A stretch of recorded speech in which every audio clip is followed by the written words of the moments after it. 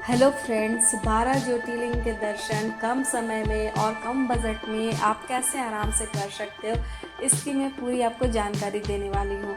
आपको मैक्सिमम लोग बताए होंगे कि 20 दिनों में यात्रा पूरी हो जाती है, पर प्रैक्टिकली ये पॉसिबल नहीं है अगर आप ट्रेन और बस से यात्रा कर रहे हो। कुछ कुछ ज्योतिर्लिंग तो ऐसे जगह पे हैं जहाँ पे डायरेक्ट ना तो रेलवे स्टेशन है ना ही एयरपोर्ट है, आपको ट्रेन बदल कर जानी पड़ती है, आपको बस से जाना पड़ता है। जैसे कि अगर मैं बात करूँ भीमा शंकर ज्योतिर्लिंग की, तो ये जो भीमा शंकर ज्योतिर्लिंग है ये वाइल्ड लाइफ सेंचुरी के अंदर में आता है। तो यहाँ पर रहने के लिए होटल्स नहीं है, आपको एकदम मॉर्निंग में पुणे से निकलना पड़ता है। और उसी तरह श्रीशैलम की बात करूँ तो ये भी श्रीशैलम टाइगर रिजर्व के अंदर में आता है। तो यहाँ पर भी आप कभी भी नहीं जा सकते हो। इन सब जगह जाने के लिए आपको एक पर्टिकुलर टाइम आपको डिसाइड करके जाना पड़ता है। तो मैं जो आपको यात्रा बताऊंगी तो उसमें आपको कम से कम 25 दिन से ज़्यादा ही लगेंगे, लेकिन मैं आपको इतनी गारंटी दे सकती हूँ कि आप बहुत ही कम बजट में और आसानी से ट्रैवल कर सकते हो। यहाँ तक कि अगर आप स्लो ट्रैवलर हो, आप अगर अकेले भी घूम रहे हो, तो आपको बिना किसी परेशानी से आप ट्रेन से ही ईजिली दर्शन कर सकते हो, कम बजट के साथ में ही। यात्रा की शुरुआत हम लोग केदारनाथ ज्योतिर्लिंग से करेंगे। उसके पीछे का कारण यही है क्योंकि अगर आप जब 11 ज्योतिर्लिंग के दर्शन कर लोगे, उतना सारा ट्रेन जर्नी कर लोगे, तो आपके अंदर इतनी एनर्जी नहीं होगी कि आप 22 किलोमीटर का पैदल मार्ग चल सको। वो भी ये पैदल मार्ग समतल नहीं होता है, उबड़ खाबड़ होता है, आपको पहाड़ों पे चलना पड़ेगा। इसी वजह से सबसे पहले मैं आपको यही सजेशन दूंगी, आप यात्रा की शुरुआत केदारनाथ से करो, आगे आपकी मर्जी। और आप अगर यहाँ केदारनाथ आ रहे हो तो आपको सबसे पहले समय का ध्यान रखना पड़ेगा। आप जुलाई के महीने में मत आना, अगस्त के महीने में मत आना, क्योंकि यहाँ पे लैंडस्लाइड होती है। तो अपनी जान का थोड़ा सा ध्यान रखना। आप अक्टूबर से आ सकते हो।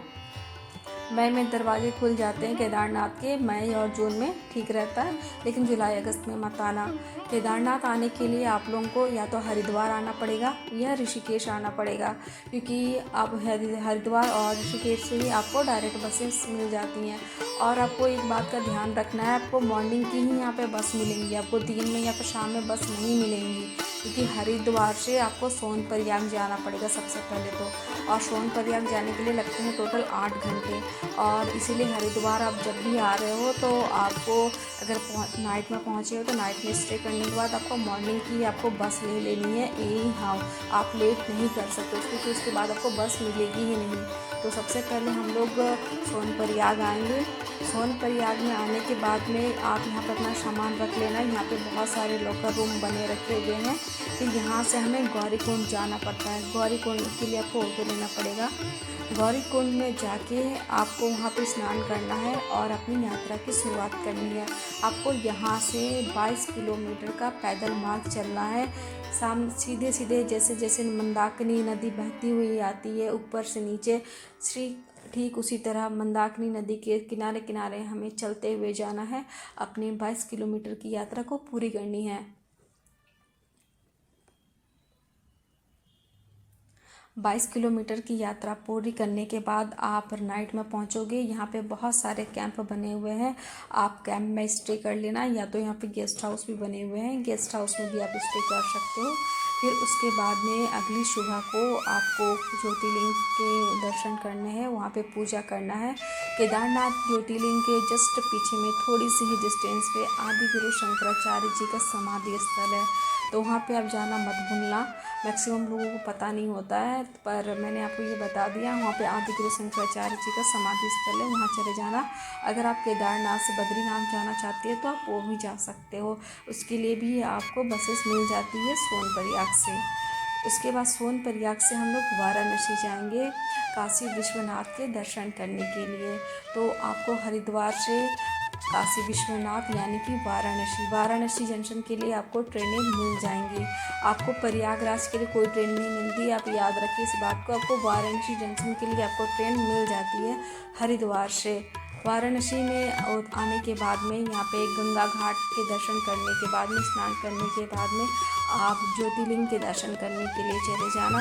ये जो काशी विश्वनाथ जी का जो टेम्पल है, ये जो आप टेम्पल देख रहे हो, इसको नया बनाया गया था रानी अहिल्याबाई के द्वारा।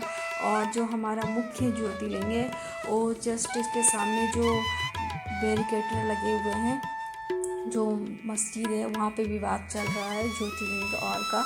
तो एक्चुअल में कहा जाता है कि जो प्राचीन ज्योतिर्लिंग की जो स्थापना हुई थी वो उस साइड हुई थी, लेकिन अभी फ़िलहाल के लिए हमें यही दर्शन करने जो मंदिर इसका मुख्य बना हुआ है। काशी विश्वनाथ के ज्योतिर्लिंग के दर्शन करने के बाद में हम लोग को झारखंड जाना है। झारखंड में है बैद्यनाथ धाम। बैद्यनाथ धाम के लिए आपको वाराणसी से देवघर आना पड़ेगा। देवघर जंक्शन भी रेलवे स्टेशन है और जसीडीह भी है। यहाँ का जो बड़ा रेलवे जंक्शन है वो जसीडीह जंक्शन है। मैक्सिमम शहरों की जो कनेक्टिविटी है वो जसीडीह जंक्शन से है, लेकिन वाराणसी से देवघर जंक्शन के लिए भी आपकी ट्रेन चलती है, वो देवघर जंक्शन पे रुकती है। अगर आपको देवघर जंक्शन पे ट्रेन नहीं मिल रहा तो आप जसीडीह आ जाना। जसीडीह से ऑटो लेके आपको देवघर मंदिर जो है, बाबा बैद्यनाथ धाम के जो मंदिर है यहाँ आना पड़ेगा। बाबा बैद्यनाथ धाम के जो मंदिर है यहीं पे इनके प्रांगण में माता सती का एक हृदय गिरा था, तो यहाँ पे एक शक्तिपीठ भी है। और यहाँ पे महाशिवरात्रि में दोनों मंदिरों के बीच में एक धागा से इसको बांधा जाता है, जो पूरे भारत में सिर्फ देवघर में ही होता है। तो महाशिवरात्रि में यहाँ बहुत भीड़ लगती है स्पेशली इसे देखने के लिए। ये जो नज़ारा है आपको पूरे भारत में सिर्फ देवघर बैद्यनाथ धाम में ही आपको देखने को मिलता है। देवघर में एक नया एयरपोर्ट भी बन चुका है। अगर आप चाहो तो आप फ्लाइट से यहाँ पे आ सकते हो। फिर यहाँ बैद्यनाथ धाम में ज्योतिर्लिंग के दर्शन करने के बाद इसके आसपास में बहुत से ऐसे क्षेत्र हैं जहाँ पे आप जा सकते हो। लोग जाते हैं यहाँ पे। सावन के महीने में यहाँ पे बहुत ही ज़्यादा भीड़ होती है। सावन के महीने में 108 किलोमीटर की पैदल यात्रा करके लोग गंगा जी का जल लेके यहाँ पे जल अभिषेक करने के लिए आते हैं। सावन में यहाँ का दृश्य बहुत ही ज़्यादा भव्य होता है। अगर आपको मौका मिले तो आप सावन में यहाँ पे ज़रूर आना। बाबा बैद्यनाथ धाम के दर्शन करने के बाद अभी हम लोग जाएंगे उज्जैन में महाकालेश्वर के दर्शन करने के बाद में हम लोग जाएंगे ओमकारेश्वर, जो कि मध्य प्रदेश के खांडवा ज़िले में है। झारखंड से मध्य प्रदेश के लिए ट्रेन मिलती है, लेकिन हमें उज्जैन जाना तो उसके लिए हमें डायरेक्ट ट्रेन नहीं मिलेगी। तो इसके लिए हमें जसीडीह से भोपाल के लिए एक वीकली ट्रेन ही मिलती है। जसीडीह से भोपाल के लिए सिर्फ एक ही ट्रेन है, वीकली ट्रेन है। अगर आप वो ट्रेन नहीं ले पाए हैं तो कोई बात नहीं, आप लोग रायपुर जंक्शन आ जाओ। रायपुर के लिए वहाँ से बहुत सारी ट्रेन है। जसीडीह से रायपुर के लिए बहुत सारी ट्रेन है। फिर आप रायपुर से उज्जैन के लिए ट्रेन ले लेना। ये बहुत ही अच्छा बेस्ट तरीका रहता है। उज्जैन में आके अगर महाकाल की भस्म आरती देखनी है तो मैं एक बात आपको बता दूँ, आपको एक दिन पहले टिकट लेना पड़ता है। इसका टाइम जो होता है मॉर्निंग में ही होता है। आपको एनी हाउ मॉर्निंग में जाके आपको टिकट लेना पड़ेगा। 10 बजे के बाद आपको कोई टिकट नहीं मिल पाएगा। अगर आप मॉर्निंग में अगर उज्जैन पहुंच गए हो तो आप किसी को टिकट काउंटर पे भेज दो या खुद चले जाओ, फिर बाद में फिर आप दर्शन के लिए चले जाना। उज्जैन में महाकाल के दर्शन करने के बाद में अभी आप लोगों को ओमकारेश्वर जाना है। उज्जैन से ओमकारेश्वर टोटल 3 घंटे लगते हैं। उज्जैन से आपको पहले इंदौर आना पड़ेगा, फिर इंदौर से आपको ओमकारेश्वर जाना पड़ेगा।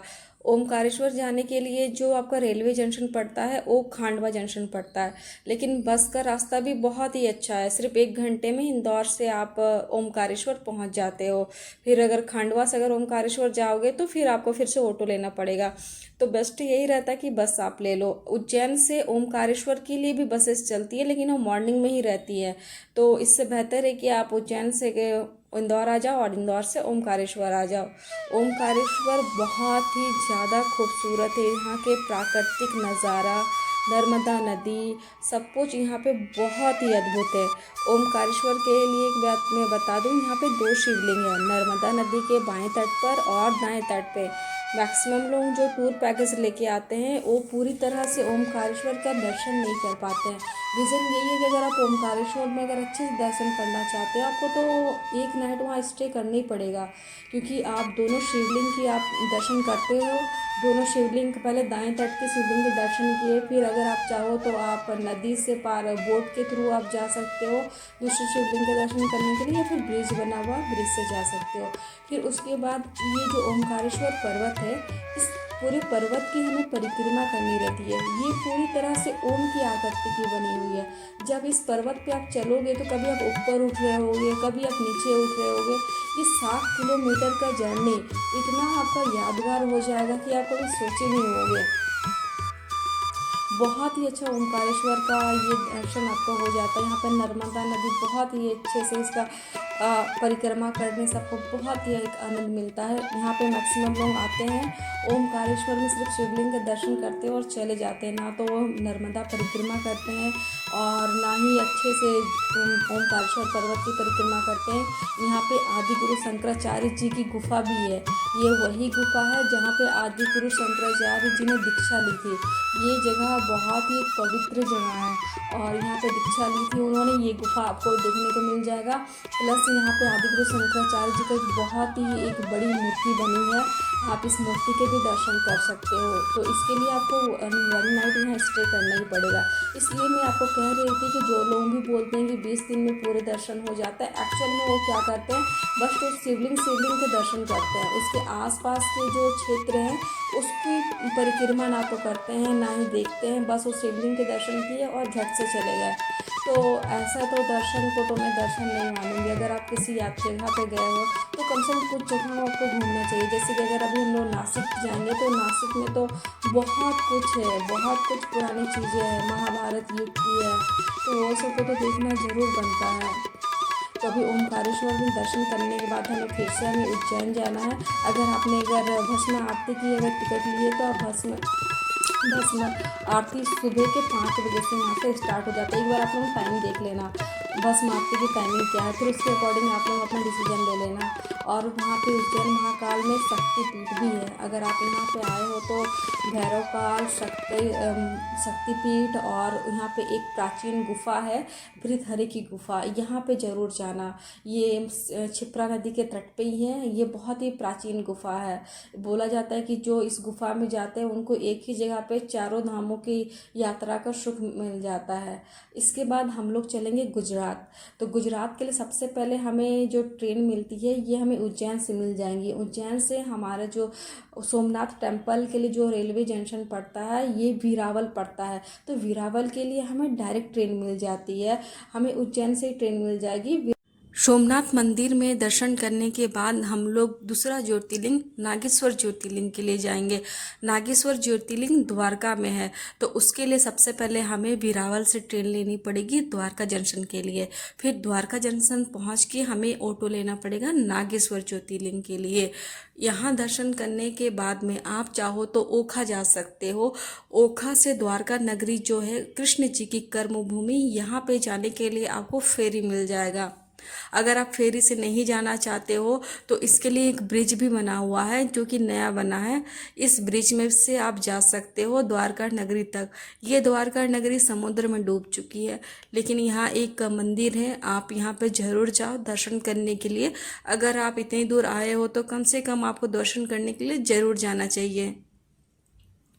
द्वारका जंक्शन के लिए अगर आपको ट्रेन नहीं मिलता, अगर मान लो सपोज दैट आप अगर मैं जिस तरीके से बता रही हूँ उस तरीके से अगर आप दर्शन नहीं कर रहे हो, आप अपने हिसाब से कर रहे हो, तो मैं आपको एक बात क्लियर बता दूँ, अगर आपके जगह से अगर वीरावल के लिए अगर ट्रेन नहीं मिलती है तो द्वारका और वीरावल के बीच में एक जगह पड़ता है पोरबंदर।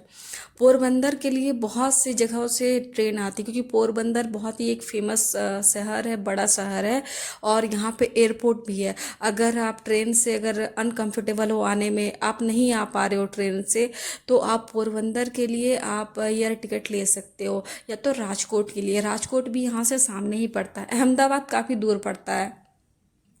अगर आपको पोरबंदर या फिर राजकोट के लिए अगर मिल रही है फ़्लाइट टिकट तो आप पोरबंदर के लिए लेना। पोरबंदर जो है बीच में पड़ता है द्वारका और वीरावल के, तो आप अपने हिसाब से विज़िट कर लेना। अभी हम लोग यहाँ से महाराष्ट्र जाएंगे, गुजरात से हम लोग महाराष्ट्र जाएंगे अगर आप मैप देखोगे भारत का मैप, तो उस हिसाब से हमें नासिक पहले आना चाहिए, नासिक के बाद पुणे आना चाहिए। लेकिन हमारा ट्रेन रूट ऐसा नहीं पड़ता है। उसके पीछे का कारण है हमारा वेस्टर्न घाट। हमारे वेस्टर्न घाट के होने की वजह से यहाँ पे ट्रेन लाइन नहीं बन चुकी है, क्योंकि यहाँ पे बहुत ही ज़्यादा उतार चढ़ाव है, बहुत ही ज़्यादा ऊंचे ऊंचे पहाड़ है। जो गुजरात और महाराष्ट्र का जो बॉर्डर है, नासिक के आसपास का एरिया, ये बहुत ही ऊंचा जगह है। तो हमें गुजरात से पुणे के लिए ट्रेन मिल जाएगा, लेकिन नासिक के लिए ट्रेन नहीं मिलेगा, क्योंकि यहाँ पे ट्रेन लाइन नहीं है। तो अभी हम लोग अहमदाबाद से पुणे आएंगे। पुणे इसलिए आएंगे कि पुणे में हमारा भीमा शंकर ज्योतिर्लिंग है। ये भी हमारे 12 ज्योतिर्लिंग में आता है। भीमा शंकर ज्योतिर्लिंग जो महाराष्ट्र में है, और इसके बारे में एक चीज़ और कहा जाता है कि आसाम में भी गुवाहाटी में ब्रह्मपुत्र नदी के किनारे में भी एक भीमा शंकर ज्योतिर्लिंग है। तो अगर आपके पास समय है तो आप एक बार आसाम भी चले जाना, वहाँ पर भी आप दर्शन करके आ जाना गुवाहाटी में। हम लोग पुणे से हमें भीमा शंकर जाने के लिए हमें बस लेनी पड़ेगी। आप चाहो तो आप कैब बुक कर सकते हैं। अगर आप लोग ग्रुप में विज़िट कर रहे हो तो आप लोग कैब बुक करना। कैब थोड़ा सस्ता पड़ता है एज़ कम्पेयर टू बस से, और आपको आपके हिसाब से वो पहुंचा भी देगा और लेके भी आ जाएगा। भीमा शंकर ज्योतिर्लिंग के बारे में मैं एक बात बताना चाहती हूँ, क्योंकि ये जो ज्योतिर्लिंग है ये आपका फॉरेस्ट में है, ये वन्य जीव अभयारण्य के अंदर में आता है। तो यहाँ पे कोई भी मानव गतिविधि करना मना है, जिस वजह से यहाँ पे होटल्स आपको नहीं मिलेंगे रहने के लिए। तो आपको एनी हाउ भीमा शंकर ज्योति के लिए मॉर्निंग में ही आना पड़ेगा पुणे से। अगर आप इनकेस आपकी ट्रेन अगर दोपहर में पहुँचा रही हो तो कोई बात नहीं, आप नाइट में स्टे कर लेना पुणे में, और यहाँ पे सुबह से बस ले लेना भीमा शंकर के लिए।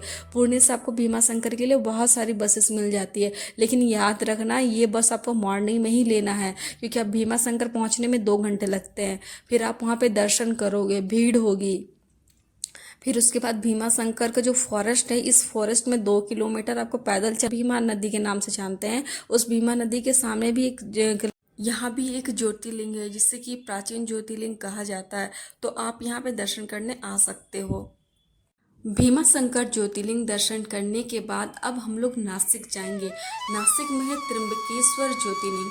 इनका नाम त्र्यंबकेश्वर इसीलिए है क्योंकि यहाँ पे ब्रह्मा, विष्णु, महेश तीनों ज्योतिर्लिंग एक एक अंगूठे बराबर की एक ही जगह पे है, और ऐसा सिर्फ पूरे भारत में सिर्फ त्र्यंबकेश्वर नासिक में ही है। त्र्यंबकेश्वर ज्योतिर्लिंग दर्शन करने के बाद में अगर आपके पास समय है तो आप ब्रह्मगिरि पर्वत जरूर जाना। ब्रह्मगिरि पर्वत वही पर्वत है जहाँ पे माता गोदावरी का उद्गम स्थल है, और यहाँ ब्रह्मगिरि में एक गुफा है जहाँ पे कहा जाता है कि भोलेनाथ ने अपने जटाओं को पटका था, जिसके बाद से वहाँ पे से गोदावरी नदी निकलना शुरू हुई थी। तो ब्रह्मगिरि पर्वत आपको ज़रूर जाना चाहिए अगर आप नासिक गए हो तो। ब्रह्मगिरि पर्वत बारिश के समय में बहुत ही खूबसूरत दिखता है, बहुत ज़्यादा खूबसूरत। यहाँ पे एक त्र्यंबकेश्वर वाटरफॉल भी है, और भी इसके अलावा यहाँ पे बहुत सारे वाटरफॉल है, डैम भी है छोटे छोटे। तो यहाँ पे गोदावरी दर्शन करने के लिए आप लोग ज़रूर जाना। ऐसे नासिक में बहुत सी प्राचीन गुफाएं हैं, बहुत सारी प्राचीन गुफाएं।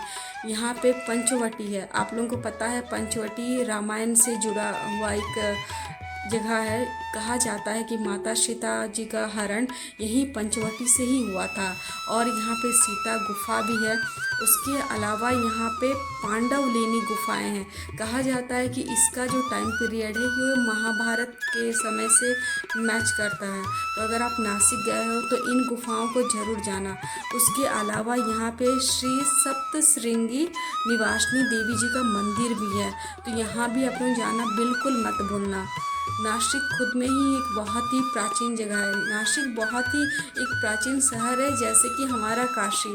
नासिक अगर आप जा रहे हो तो इन सब जगहों को जाने मत भूलना। हरिहर फोर्ट, पांडवलेनी, पंचवटी, सीता गुफा, ये सब जगह बहुत ही फेमस है। त्र्यंबकेश्वर ज्योतिर्लिंग के दर्शन करने के बाद अभी हम लोग जाएंगे छत्रपति संभाजी नगर यानी कि पहले का औरंगाबाद। यहाँ है कृष्णेश्वर ज्योतिर्लिंग। तो आइए हम लोग कृष्णेश्वर ज्योतिर्लिंग के दर्शन करते हैं। कृष्णेश्वर ज्योतिर्लिंग के दर्शन करने के लिए आपको नासिक से बहुत सारी ट्रेन मिल जाएगी औरंगाबाद के लिए। नासिक से औरंगाबाद जाने के लिए आपको बहुत सारी ट्रेनें मिल जाती है। औरंगाबाद से हमें एलोरा जाना पड़ेगा। जो कृष्णेश्वर टेम्पल है ज्योतिर्लिंग है, ये एलोरा नाम की जगह पे है। वैसे तो ये दौलताबाद से सामने पड़ती है, लेकिन दौलताबाद में कोई भी रेलवे स्टॉप नहीं है। जो भी ट्रेन नासिक से आ रही है तो हमें औरंगाबाद में ही स्टे करना पड़ेगा। औरंगाबाद से हमें एलोरा जाना है, जो करीब 2 घंटे लगते हैं बस में। अगर आप ऑटो से या फिर कैब से जाओगे तो आपको 1 घंटे से भी कम समय लगेगा। मंदिर के पास में एक छोटा सा तालाब है और सामने से एक नदी भी बहती है। इसके बाद आप चाहो तो प्राचीन एलोरा की गुफाओं को भी आप घूम सकते हो। ये गुफाओं का जो चित्र है आपको भारतीय नोटों पे आपको देखने को मिल जाएगी। कृष्णेश्वर ज्योतिर्लिंग के दर्शन करने के बाद अभी हम लोग जाएंगे हैदराबाद, क्योंकि मल्लिका अर्जुन ज्योतिर्लिंग वो श्रीशैलम में है। तो उसके लिए हमें सिकंदराबाद आना पड़ेगा, फिर सिकंदराबाद से ही हमें श्रीशैलम के लिए जाना पड़ेगा। वहाँ जाने के लिए डायरेक्ट ट्रेन नहीं है, तो हमें सबसे पहले ट्रेन से सिकंदराबाद आना है। फिर उसके बाद में हैदराबाद में MG बस स्टॉप से हमें बस लेना है। फिर उसके बाद हमें आगे अपने यात्रा को बढ़ाना है। सिकंदराबाद पहुंचकर आपको चाहे तो यहाँ पे स्टे कर सकते हो, या फिर यहाँ से आपको बस लेना है। बस स्टॉप का नाम है MG बस स्टॉप। यहाँ से आपको श्रीशैलम के लिए बस मिल जाती है। लेकिन मैं आपको एक बात बता दूँ, आपको जो भी बस लेना है रात का लेना है। उसके पीछे का कारण यही है कि जो श्रीशैलम मल्लिका अर्जुन ज्योतिर्लिंग है, ये भी आपका फॉरेस्ट में आता है, यानी कि वन्य जीव अभयारण्य, और भारत का सबसे बड़ा शेषाचलम का जो ये वन क्षेत्र में आता है, ये बहुत ही बड़ा टाइगर रिजर्व है। जिसके वजह से यहाँ पे कोई भी मानव गतिविधि करना सख्त मना है। इसके वजह से यहाँ पे जो गेट है, जो जंगल को हम लोग क्रॉस करते हुए जाएंगे, ये जंगल का गेट रात के 9 बजे से लेके सुबह के 6 बजे तक बंद हो जाता है। मल्लिका अर्जुन ज्योतिर्लिंग के दर्शन करने के लिए जो हम रास्ते से जाने वाले हैं, ये रास्ता शेषाचलम जंगल से होते हुए ही जाता है। तो जिसकी वजह से हमें समय का बहुत ही ज़्यादा ध्यान रखना पड़ता है। आप कभी भी नहीं जा सकते हो। अगर आप लोग ग्रुप में हो, आप अगर कैब बुक किए हो, तो आप लोग मॉर्निंग में 4 बजे 5 बजे का कैब बुक करके चले जाना। अगर आप लोग बस से जाना चाहते हैं तो आप नाइट का ही बस लेना, क्योंकि शेषाचलम श्रीशैलम में अब दर्शन करने के बाद वहाँ पे कृष्णा नदी के किनारे बहुत सी जगहें हैं घूमने के लिए। तो आपको वहाँ से रिटर्न देख के रिटर्न आना पड़ेगा। और वहाँ पे जो है धर्मशालाएं हैं, फ्रेश होने के लिए आपको वॉशरूम भी मिल जाएंगी और कुछ धर्मशालाएं, लेकिन रहने के लिए स्टे करने के लिए आपको वहाँ पहाड़ों पे आपको होटल्स नहीं मिलेंगे। तो इसी वजह से जितने भी लोग श्रीशैलम जाते हैं, ये नाइट का बस लेते हैं। रात के 10 बजे 11 बजे वाला बस, सुबह को ये पहुंच जाते हैं। फिर वहाँ पे मंदिर में दर्शन करते हैं। वहाँ पे भोजन भी मिलता है जो कि मुफ्त होता है पूरी तरह से। वहाँ पे भोजन करते हैं। भोजन करने के बाद आसपास के क्षेत्रों को घूम लेते हैं, कृष्णा रिवर को घूम लेते हैं। वहाँ पे एक गणेश जी की एक मंदिर भी है, वहाँ भी दर्शन कर लेते हैं। फिर उसके बाद में वो लोग उसके शाम के बस से रिटर्न आ जाते हैं उसी दिन सेम डे। ऐसे अगर आप अपने कैब से जाओगे तो टोटल आपको 5 घंटे ही लगते हैं, उससे ज़्यादा समय नहीं लगता है। बस में भी आपको 5 से 6 घंटे ही लगेंगे, लेकिन आपको समय ध्यान में रख के चलना पड़ता है।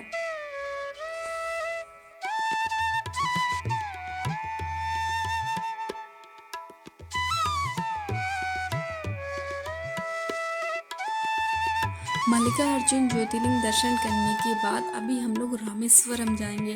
तो रामेश्वरम के लिए आपको डायरेक्ट ट्रेन नहीं मिलती, क्योंकि जो पंबन ब्रिज है उस पर काम चल रहा है। और रामेश्वरम के लिए बहुत ही कम ट्रेन है जो डायरेक्ट जाती है। जो मैक्सिमम ट्रेन है वो मदुरई जंक्शन तक जाती है। तो आपको मदुरई जंक्शन तक के लिए ट्रेन लेना है। सिकंदराबाद से मदुरई जंक्शन के लिए आपको बहुत सारी ट्रेन मिल जाती हैं डायरेक्ट। मदुरई जंक्शन पहुंच के आप मीनाक्षी माता का मंदिर वहीं रेलवे स्टेशन के सामने है, वहाँ पे आप दर्शन कीजिए। फिर उसके बाद से वहाँ से बस लीजिए रामेश्वरम के लिए। रामेश्वरम के लिए वहाँ पे बहुत सारे बस मिल जाएंगी आपको। इसके लिए मदुरई मेन बस स्टैंड से आपको बस लेना है। मदुरई मंदिर में दर्शन करके जब आप रिटर्न आओगे तो आप यहाँ से ऑटो ले लेना मदुरई बस स्टैंड के लिए, जहाँ से रामेश्वरम के लिए बस मिलती है। रामेश्वरम मंदिर में आप दर्शन करने के बाद में ही यहाँ पे एक 22 कुंड है। 22 कुंड बोले जाते हैं कि ये बहुत ही पवित्र कुंड है। इसे श्री राम जी ने बनाया था जब उनको शिवलिंग का पूजन करना था, ताकि उनको मीठा जल मिल सके। तो इन 22 कुंडों में स्नान करना ना भूले। ये मंदिर के एकदम बगल में ही है। रामेश्वरम मंदिर में दर्शन करने के बाद आप लोग धनुषकोडी चले जाना। धनुषकोडी के दर्शन करने के बाद में अगर आप चाहो तो रामेश्वरम में स्टे कर सकते हो, या फिर वहाँ से आप कन्याकुमारी जा सकते हो। कन्याकुमारी में बहुत सारे बस मिल जाते हैं कन्याकुमारी जाने के लिए। बहुत लोग वहाँ से रामेश्वरम से कन्याकुमारी चले जाते हैं। तो ये 12 ज्योतिर्लिंग के जो पूरी दर्शन की जो पूरी विधि है, और कैसे कैसे आपको जाना है, कहाँ रुकना है, क्या क्या देखने के लिए है, सारी इन्फॉर्मेशन मैंने एक ही वीडियो में आप लोगों को दिया है। अगर आप लोगों को मेरा ये वीडियो पसंद आया हो तो प्लीज़ मेरे चैनल को सब्सक्राइब कर दो और वीडियो को लाइक कर दो। वीडियो को देखने के लिए आप लोगों का बहुत बहुत थैंक्स। आप लोगों की यात्रा शुभमय हो।